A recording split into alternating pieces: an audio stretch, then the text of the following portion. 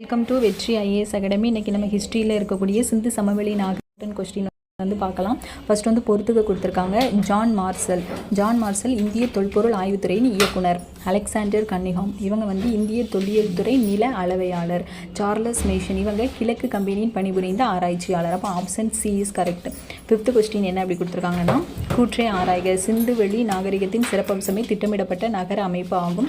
நகரம் திட்டமிடப்பட்ட 4 பகுதிகளாக இருந்தது அப்படின்னு கொடுத்துருக்காங்க. ஃபர்ஸ்ட் ஒன் சரிதான், ரெண்டாவது தவறு. ஏன் தவறு அப்படின்னா, நகரம் திட்டமிடப்பட்ட 2 பகுதிகளாக தான் இருந்திருக்கும், அதனால் இது வந்து தவறு. அப்போ ஆப்ஷன் பி.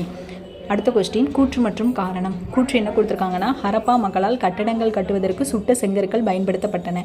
ஏனென்றால் அவை வலுவானவை, கடினமானவை, நிலைத்து நிற்கக்கூடியவை, நெருப்பை கூட தாங்குவவை, மேலும் அவை நீரில் மட்டும் கரையும் அப்படின்னு கொடுத்துருக்காங்க. இதில் என்ன தப்பு அப்படின்னா, காரணம் வந்து தவறு.